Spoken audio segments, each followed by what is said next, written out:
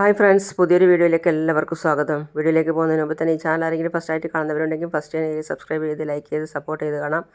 അപ്പോൾ മാലതി മുത്തശ്ശി പറഞ്ഞ വാക്കുകൾ കേട്ട് ചന്ദ്രികയ്ക്ക് വല്ലാത്ത വിഷമം തോന്നി. എന്നിട്ട് ചന്ദ്രിക വന്നിട്ട് അച്ഛനോടും അമ്മയോടും പറയാണ്, എന്താ അച്ഛ, എന്താ അമ്മ ഈ ചെയ്യുന്നത്? നിങ്ങളെ ഇങ്ങനെ ഈ അവസ്ഥയിൽ കാണുമ്പോൾ ഒരു നിമിഷം എൻ്റെ ശ്വാസം നിന്നുപോയി. അത് കേട്ട് മഹേന്ദ്രൻ സാർ ചിരിക്കുകയാണ്.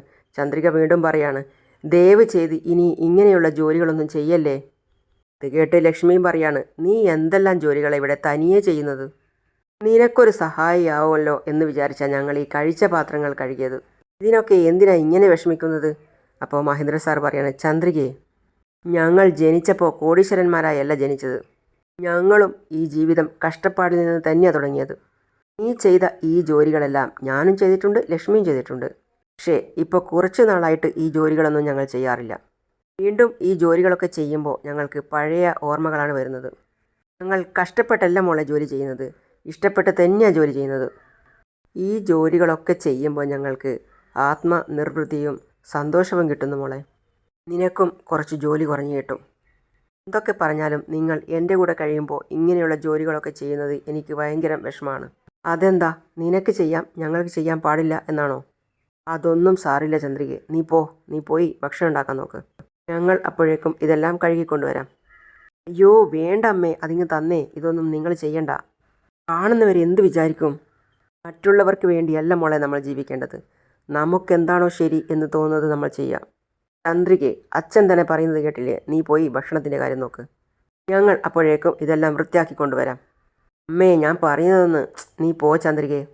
ചന്ദ്രികയ്ക്ക് അവിടെ നിന്ന് പോകാനേ തോന്നുന്നില്ല. വല്ലാത്ത വിഷമം തോന്നുകയാണ് അവർ കഴുകുന്നത് കണ്ടിട്ട്.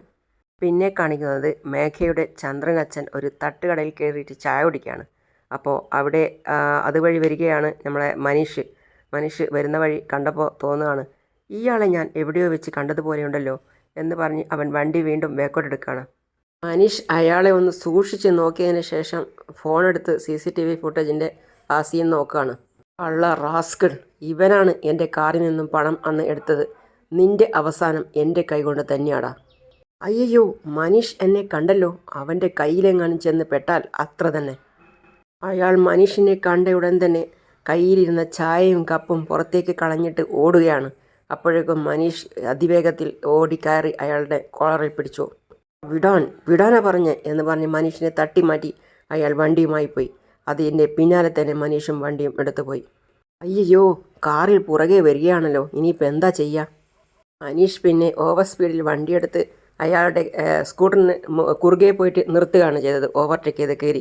അപ്പോഴേക്കും അയാൾ വണ്ടിയും അവിടെ ഉപേക്ഷിച്ച് ഓടാൻ ശ്രമിക്കുകയാണ്.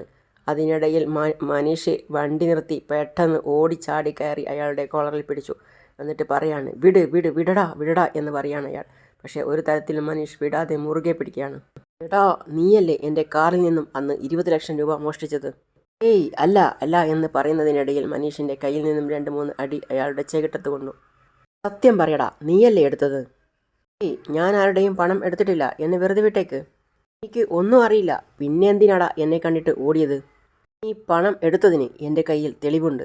നിന്നെ ഞാൻ വിടില്ലടാ എന്ന് പറഞ്ഞ് മനീഷ് നന്നായിട്ട് അവനെ പെരുമാറുകയാണ്. മനീഷിൻ്റെ കയ്യിൽ നിന്നും കണ്ടമാനം അടി അയാൾക്ക് കിട്ടി. ഇങ്ങോട്ട് വാടാ എന്ന് പറഞ്ഞ് കാറോടടുപ്പിച്ച് കൂട്ടിച്ചേർത്ത് നന്നായി തല്ലുകയാണ്. സത്യം പറയടാ, സത്യം പറ. ഏയ്, എന്നെ അടിക്കല്ലേ. എൻ്റെ 20 ലക്ഷം എവിടെടാ? പറയടാ. എനിക്കറിയില്ല. പറയടാ, ഞാൻ ആ പണം എടുത്തിട്ടില്ല എന്നല്ലേ പറഞ്ഞത്. പിന്നെ ഞാൻ കൊല്ലുവടാ. മനീഷ് അയാളുടെ കാർ കഴുത്തിന് മുറുകെ പിടിക്കുകയാണ്. പക്ഷേ ഒരു വിധത്തിൽ അയാൾ വിടുവിച്ചിട്ട് അയാൾ താഴെ നിന്നും പൂഴിയും മണ്ണും വാരി മനീഷിൻ്റെ മുഖത്തേക്കെറിയാണ്. മനീഷിൻ്റെ കണ്ണിലും മൂക്കിലും വായിലുമൊക്കെ മണ്ണായി. അതിനുശേഷം മനീഷിന് കണ്ണ് കാണാതായി. അപ്പോഴേക്കും അയാൾ ഓടി രക്ഷപ്പെടുകയായിരുന്നു ആ തഞ്ചത്തിന്. ഒരു വിധത്തിൽ മനീഷ് വണ്ടിയുടെ അടുത്ത് വന്ന് വണ്ടിയിൽ നിന്നും വെള്ളമെടുത്ത് മുഖമൊക്കെ കഴുകി. എന്നിട്ട് മനീഷ് നോക്കുമ്പോഴേക്കും അയാൾ രക്ഷപ്പെട്ടിരുന്നു. എന്നിട്ട് മനീഷ് പറയാണ്, അയാൾ രക്ഷപ്പെട്ടു എന്ന് പറഞ്ഞ് വണ്ടിയിൽ കയറിയിരുന്നു.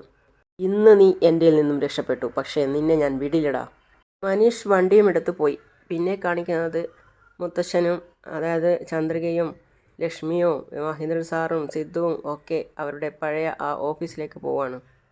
അപ്പോഴേക്കും ഓഫീസിൽ നിന്നും ഒരുവിധ സ്റ്റാഫ്സൊക്കെ ഇറങ്ങി പുറത്ത് എന്നിട്ട് പറയാണ്, ദേ അവർ വരുന്നുണ്ട്.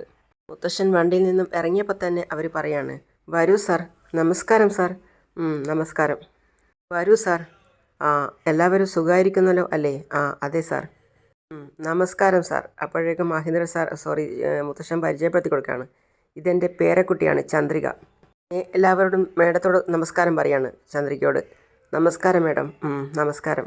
പിന്നെ അവർ വിളക്കൊക്കെ വെച്ച് ആരതി എടുത്ത് ഒഴിയുകയാണ്. ചന്ദ്രികയെയും മറ്റുള്ളവരെയും ഒക്കെ മുഴുവനായിട്ടും ആരതി ഒഴിഞ്ഞ് അവർ അകത്തേക്ക് കയറ്റുകയാണ്. മുത്തശ്ശൻ പറയുകയും ചെയ്തു, എൻ്റെ പേരക്കുട്ടിക്ക് ഒരുപാട് ദൃഷ്ടിദോഷമുണ്ട്. അത് പറഞ്ഞ് അവർ പറയാണ്, അകത്തേക്ക് വരൂ സാർ. എല്ലാവരും വാ. സിദ്ധു പറയാണ്, ചെല്ലി ചന്ദ്രിക വരൂ ആൻറ്റി. അപ്പോഴേക്കും അകത്ത് കയറി. അപ്പോൾ മുത്തശ്ശനെ കണ്ട് എല്ലാവരും നമസ്കാരം പറയാണ്. നമസ്കാരം സാർ. നമസ്കാരം. ചന്ദ്രികയെ, ഈ കമ്പനി ആദ്യമായിട്ട് നിൻ്റെ മുത്തശ്ശൻ സമ്പാദിച്ചു വാങ്ങിയതാ. കമ്പനി കുറച്ച് വളർന്നപ്പോൾ മഹേന്ദ്രനായിരുന്നു ഇതിൻ്റെ ചുമതല. ഈ കമ്പനി വെച്ച് സമ്പാദിച്ച ഇവൻ സ്വന്തമായി ഒരുപാട് കമ്പനികൾ വാങ്ങിയത്. മഹേന്ദ്രൻ്റെ അധ്വാനം കൊണ്ട് മാത്രം ഈ കമ്പനി ഇത്രയും വലിയ കമ്പനിയായത്. അതുപോലെ നീയും ഈ കമ്പനി വെച്ച് നിൻ്റെ അച്ഛനെ പോലെ ഒരുപാട് കമ്പനികൾ സ്വന്തമാക്കണം. അതാണ് നിൻ്റെ ഈ മുത്തശ്ശൻ്റെ ആഗ്രഹം മോളെ. നിങ്ങളുടെയൊക്കെ അനുഗ്രഹം ഉണ്ടെങ്കിൽ അത് ഉറപ്പായിട്ടും നടക്കും മുത്തശ്ശ. സിദ്ധു, എല്ലാ സ്റ്റാഫിനോടും ഒന്ന് ഇങ്ങോട്ടേക്ക് വരാൻ പറയൂ. ഞാനിപ്പോൾ വരാൻ പറയാം അങ്കിൾ. ചന്ദ്രികയെ, ഈ കമ്പനി നല്ല ഭാഗ്യമുള്ള കമ്പനിയാണ്. ഈ കമ്പനിയുടെ മുഴുവൻ ഉത്തരവാദിത്തവും നിന്നെയാണ് ഏൽപ്പിക്കുന്നത്. മഹേന്ദ്ര സാർ പറയാണ്. ഈ കമ്പനിയിൽ 30 പേര് ജോലി ചെയ്യുന്നുണ്ട്. ആ 30 പേരുടെയും നല്ലതും ചീത്തയും നിന്നെ ആശ്രയിച്ചായിരിക്കും. അവരുടെ എല്ലാവരുടെയും കുടുംബത്തെ നീ നന്നായി നോക്കണം. ശരി സാർ. അപ്പോൾ മുത്തശ്ശൻ വിളിച്ചിട്ട് പറയാണ്, ചന്ദ്രികയെ, നാളെ തന്നെ ഈ കമ്പനി നിൻ്റെ പേരിൽ എഴുതി വെക്കാൻ പോവുക. അയ്യോ വേണ്ട സാർ, അങ്ങനെയുള്ള തീരുമാനമൊന്നും എടുക്കണ്ട. ഇത് സാറിൻ്റെ പേരിൽ തന്നെ ഇരിക്കട്ടെ. ഇത് സാറിൻ്റെ കയ്യിലിരിക്കുന്നത് തന്നെയാണ് ഞങ്ങൾക്ക് അഭിമാനം. അത് കേട്ട് എല്ലാവരും പരസ്പരം നോക്കുകയാണ്. അപ്പം മുത്തശ്ശൻ പറയാണ്, കണ്ടില്ലേ മഹീന്ദ്ര, നിൻ്റെ സ്വന്തം മോള് കമ്പനി അവളുടെ പേരിൽ എഴുതി കൊടുക്കാം എന്ന് പറഞ്ഞിട്ടും അത് വേണ്ട എന്ന് പറയാണ്. പക്ഷേ നിൻ്റെ വളർത്തുമകൾ നിൻ്റെ പേരിലുള്ള കമ്പനിയെല്ലാം അവളുടെ പേരിലേക്ക് അവൾ കബളിപ്പിച്ച് എഴുതി വാങ്ങി. അത് കേട്ട് മഹേന്ദ്രൻ സാറ് തല കുലുക്കുകയാണ്. അപ്പം മുത്തശ്ശൻ വീണ്ടും പറയാണ്, അതാ മോനെ സ്വന്തം മകളും വളർത്തുമകളും തമ്മിലുള്ള വ്യത്യാസം. അത് സത്യമണച്ചാ. അപ്പോഴേക്കും സിദ്ധു സ്റ്റാഫ്സിനെയൊക്കെ കൂട്ടിയിട്ട് വന്നു. എന്നിട്ട് പറയാണ്, ചന്ദ്രികയെ, ഇവരൊക്കെയാണ് നമ്മുടെ സ്റ്റാഫ്സ്. എല്ലാവരും ഒരേ സ്വരത്തിൽ പറയാണ്, നമസ്കാരം സാർ. നമസ്കാരം. നമസ്കാരം മാഡം. നമസ്കാരം. പിന്നെ മുത്തശ്ശൻ ചോദിക്കുകയാണ്, എല്ലാവരും സുഖമായിട്ടിരിക്കുന്നല്ലോ? ആ, സുഖമായിരിക്കുന്നു സാർ. ഇത് എൻ്റെ പേരക്കുട്ടി, പേര് ചന്ദ്രിക. ഇത്രയും നാൾ മഹേന്ദ്രനാണ് ഈ കമ്പനി നടത്തിക്കൊണ്ടിരുന്നത്. ഇനി അങ്ങോട്ട് ചന്ദ്രികയായിരിക്കും ഈ കമ്പനി നടത്തിക്കൊണ്ടു പോകുന്നത്. എനിക്കും മഹേന്ദ്രനും നിങ്ങൾ എത്രമാത്രം സപ്പോർട്ട് ചെയ്തിട്ടുണ്ടോ അതുപോലെ തന്നെ സപ്പോർട്ട് നിങ്ങൾ ചന്ദ്രികയ്ക്കും കൊടുക്കണം. തീർച്ചയായും സാർ. ശരി. നമസ്കാരം മാഡം. നമസ്കാരം. ശരി, നിങ്ങളൊക്കെ പോയി ജോലി ചെയ്തോളൂ. ശരി സാർ. ആ, ശരി ശരി, പോയിട്ട് വാ. ചന്ദ്രികയെ, ആ എന്താ സാർ? വരൂ, നിനക്ക് ഞാൻ ഓരോ ഡിപ്പാർട്ട്മെൻറ്റും കാണിച്ചു തരാം. വരൂ. പിന്നെ മുത്തശ്ശൻ എല്ലായിടത്തും കൂട്ടിക്കൊണ്ടുപോയി ചന്ദ്രികയെ കാണിക്കുകയാണ്. എല്ലാം നല്ലപോലെ നോക്കിക്കൊള്ളണം. അപ്പോൾ മഹേന്ദ്രൻ സാറും പറയണം, ഇതൊക്കെ കണ്ടില്ലേ ലക്ഷ്മി? ആ, ഇതൊരു സെക്ഷൻ. സിദ്ധു പറയാണ്, ആ ചന്ദ്രികയെ പറയുന്നത് കൊണ്ട് തെറ്റിദ്ധരിക്കരുത്. മുത്തശ്ശൻ നിനക്ക് വലിയൊരു ഉത്തരവാദിത്തമാണ് തന്നിരിക്കുന്നത്. ഈ കമ്പനിയെ ഒരു വലിയ ലെവലിൽ എത്തിക്കണം എന്നുണ്ടെങ്കിൽ അത് നീ വിചാരിച്ചാൽ മാത്രമേ പറ്റൂ. മനസ്സിലായോ? സാർ, എനിക്കിതൊന്നും ചെയ്ത് പരിചയമില്ല. സാറ് വേണം എൻ്റെ കൂടെ നിന്ന് എന്നെ ഇതൊക്കെ പറഞ്ഞ് സഹായിക്കാൻ. ഇതിനെന്താ ചന്ദ്രികയെ, ഞാനുണ്ടല്ലോ കൂടെ. എല്ലാം ഞാൻ പറഞ്ഞു തരാം. All the best. Thank you sir. അങ്ങനെ പിന്നെ കാണിക്കുന്നത് മേഘ മേഡത്തിൻ്റെ സ്റ്റാഫ്സൊക്കെ കോൺഫറൻസ് ഹാളിലേക്ക് വന്നിട്ടാണുള്ളത്.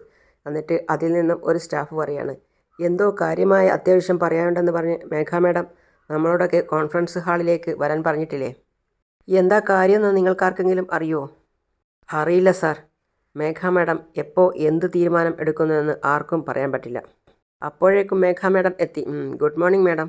Good morning. എല്ലാവരും സീറ്റിലിരിക്കൂ. ഇരിക്കമ്മാവാ. ശരി മേഘ. കഴിഞ്ഞ 20 വർഷമായിട്ട് വാസുദേവൻ അങ്കിളായിരുന്നു ഈ കമ്പനിയുടെ ഫിനാൻഷ്യൽ ഹെഡായിരുന്നു എന്നുള്ള കാര്യം നിങ്ങൾക്ക് എല്ലാവർക്കും അറിയാമല്ലോ. ഏതോ ഒരു മിസ്അണ്ടർസ്റ്റാൻഡിങ്ങിൽ അച്ഛൻ ഇദ്ദേഹത്തെ ഡിസ്മിസ് ചെയ്തു. ഇപ്പോൾ വാസുദേവൻ അങ്കിളിൻ്റെ മേൽ ഒരു തെറ്റുമില്ലെന്ന് തെളിഞ്ഞു കഴിഞ്ഞു. ഇനി ഞാൻ വീണ്ടും നമ്മുടെ കമ്പനിയുടെ ഫിനാൻഷ്യൽ ഹെഡായിട്ട് വാസുദേവൻ അങ്കിളിനെ തന്നെ തിരഞ്ഞെടുക്കുകയാണ്. വാസുദേവൻ അങ്കിളിനെ തന്നെ നമുക്ക് അപ്പോയിൻമെൻറ്റ് ചെയ്യാം. അത് കേട്ട് എല്ലാവരും സന്തോഷത്തോടെ കൈയടിക്കുകയാണ്. വാസുദേവൻ അത് കേട്ട് സന്തോഷത്തോടെ ചിരിക്കുകയാണ്. അപ്പോൾ എല്ലാവരും പറയാണ്, കൺഗ്രാജുലേഷൻസ് സാർ. അതുപോലെ തന്നെ മേഘയും കൺഗ്രാജുലേഷൻസ് എന്ന് പറഞ്ഞ് വാസുദേവൻ അങ്കിളിന് കൈ കൊടുക്കുകയാണ്. താങ്ക് യു സോ മച്ച് മേഘ. അങ്ങനെ എല്ലാവരും വാസുദേവൻ അങ്കിളിന് കൈ കൊടുക്കുകയാണ്. ഇനി അങ്ങോട്ട് നമ്മുടെ കമ്പനിയിൽ ഏത് ഫിനാൻഷ്യൽ ട്രാൻസാക്ഷൻ ആയാലും വാസുദേവൻ അങ്കിളിൻ്റെ അപ്രൂവൽ ഇല്ലാതെ നടക്കാൻ പാടില്ല. Sreenivasan, yes madam. ഫോർമാലിറ്റീസ് എല്ലാം തീർത്ത് ഉടൻ തന്നെ വാസുദേവൻ അങ്കിളിന് അപ്പോയിൻമെൻറ്റ് ലെറ്റർ കൊടുത്ത് ജോലിയിൽ പ്രവേശിക്കാൻ പറയണം. Okay madam. അമ്മാവാ, പറയൂ മേഘേ. വരൂ പോകാം. മാഡം പറഞ്ഞതുപോലെ നമുക്ക് കാര്യങ്ങളെല്ലാം ചെയ്യാം എന്ന് പറഞ്ഞ് മറ്റുള്ള സ്റ്റാഫ്സ് എല്ലാം എഴുന്നേറ്റ് പോവാണ്. അവിടെ ആ സീറ്റിൻ്റെ അടുത്ത് കൊണ്ടുപോയിട്ട് മേഘ പറയാണ്, അമ്മാവ, അമ്മാവൻ സീറ്റിൽ വന്നിരിക്കും. ഇന്ന് മുതൽ അമ്മാവനാണ് ഈ കമ്പനിയുടെ ഫിനാൻഷ്യൽ ഹെഡ്. ആ കസേര ഒന്ന് നന്നായിട്ട് നോക്കുകയാണ് വാസുദേവൻ. മേഘ, എങ്ങനെയാണ് ഞാൻ നിനക്ക് നന്ദി പറയേണ്ടത് എന്നറിയില്ല മോളെ. ഞാൻ വീണ്ടും ഈ സീറ്റിലിരിക്കുമെന്ന് ഞാൻ സ്വപ്നത്തിൽ പോലും കരുതിയതല്ല മോളെ. നീ ചെയ്തു തന്ന ഉപകാരം ഞാൻ എനിക്ക് ജീവനുള്ളിടത്തോളം കാലം മറക്കില്ല മേഘ. എന്താ അമ്മാവ ഇങ്ങനെയൊക്കെ എന്നോട് പറയുന്നത്? അമ്മാവൻ സന്തോഷത്തോടെ വന്ന് ഈ സീറ്റിലിരിക്കുക. പിന്നെ അമ്മാവൻ സന്തോഷത്തോടെ പോയിട്ട് ആ സീറ്റിൽ ഇരിക്കുകയാണ്. ഓൾ ദ ബെസ്റ്റ് അമ്മാവ. താങ്ക് യു മേഘ എന്ന് പറഞ്ഞ് മേഘ അവിടെ നിന്നും പോയി. വാസുദേവൻ ഒന്ന് ഞെളിഞ്ഞിരുന്നിട്ട് ചാരിയിരുന്നിട്ട് പറയാണ്, മഹീന്ദ്ര, എന്നെയാണോ നീ ഈ കമ്പനിയിൽ നിന്നും പുറത്താക്കിയത്? ഇന്ന് ഈ കമ്പനി പോലും നിൻ്റേതല്ലാതായി മാറി. നീ എന്നെ ഈ കമ്പനിയിൽ നിന്നും പുറത്താക്കിയോ അതേ പോസ്റ്റിൽ തന്നെ ഞാനിപ്പോൾ ഇവിടെ കയറിയിരിക്കുക. വാസുദേവൻ സന്തോഷത്തോടെ ചിരിക്കുകയാണ് സീറ്റിലിരുന്നിട്ട്. അങ്കിളേ വാ, വരൂ മുത്തശ്ശ. Good morning sir. എല്ലാവരും ഗുഡ് മോർണിംഗ് പറയാണ്. അങ്കിളെ വരൂ മുത്തശ്ശ. Good morning sir. Good morning. Sidhu, ഓഫീസിലെ സ്റ്റാഫ്സിനോടൊക്കെ കോൺഫറൻസ് ഹാളിലേക്ക് വരാൻ പറയൂ. Okay uncle. നിങ്ങളുടെ റൂമിൽ വെയിറ്റ് ചെയ്യും, ഞാൻ എല്ലാവരെയും വിളിച്ചു വരാം. ഞാൻ എല്ലാവരെയും കോൺഫറൻസ് ഹാളിലേക്ക് വിളിപ്പിച്ചിട്ട് നിങ്ങളെ അങ്ങോട്ടേക്ക് വിളിക്കാം. ചെല്ല് മുത്തശ്ശ, ചെല്ല് ചന്ദ്രിക. പിന്നെ സിദ്ധു പറയാണ്, ഹലോ ഗെയ്സ്, ഇന്ന് ചെറിയൊരു കോൺഫറൻസ് മീറ്റിംഗ് ഉണ്ട്. ഇരിക്കച്ച.